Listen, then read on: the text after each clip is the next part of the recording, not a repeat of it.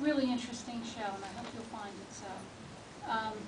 Too Real is Too Real was conceived to gather these artists committed to postmodern genre of surrealism, a tradition of dreamlike fantasy, unexpected materials, and their application, as well as utilizing high craftsmanship to make a variety of statements and observations.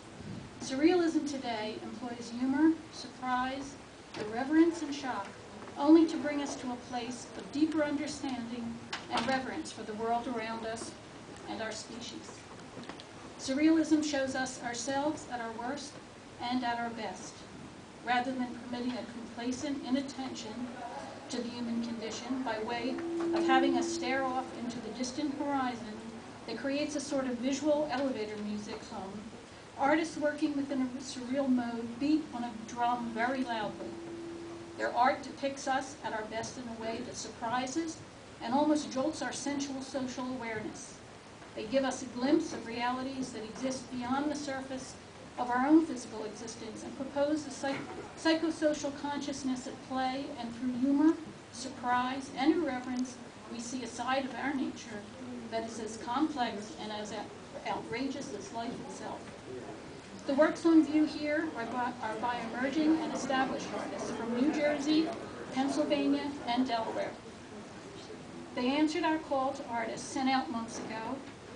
We are very proud to present them to you and hope that you will take the time to read more about them in the gallery binder provided.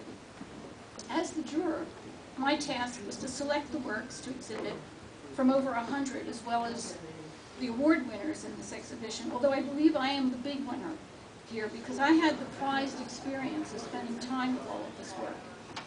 The selections were made with careful adherence to the stated prospectus and the consideration of the mission of the RRCA.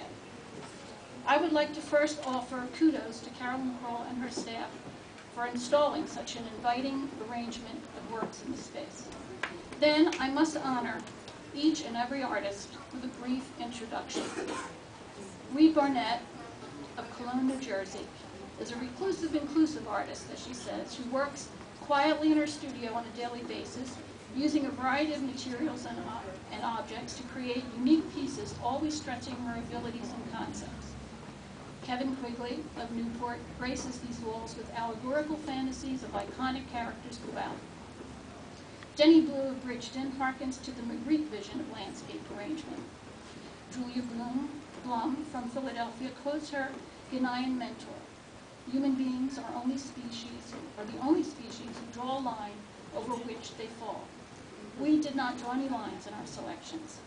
Eric Deal of Newport makes a statement for balance, seen and unseen. David Caro of Millville aptly urges us to respect the focus and the energy in all of this art. Deb Spliker of Philadelphia gives a summary of her work, Experiment. Janice Free of Metuchen chooses an entry from a 1952 Funk and Wagnall encyclopedia, and with it creates a new visual experience for all of us. Rodney Gates of Bridgeton quotes Larmont, beautiful as the chance meeting on a dissecting table of a sewing machine and an umbrella. Now that's surreal. Catherine Gross of Malacca Hill depicts Mother Earth in all her floral glory, while Carl Johnson of Millville asks, how fragile is your ego? Jimmy Miller of Bridgeton finds his work surprises himself as well as the viewer. Liz Nicholas of Millville says that the discarded objects gleaned from various and unusual sources reside in her studio for long periods of time until they tell her what they want to become in their new lives. And she listens. Michelle Toast of Millville gave birth to her shaker furniture when an accumulation of salt and pepper shakers got out of control. The statement itself creates a surreal image. The experience she provides the viewer is many layered, and later she can demonstrate her. Bless you, this does.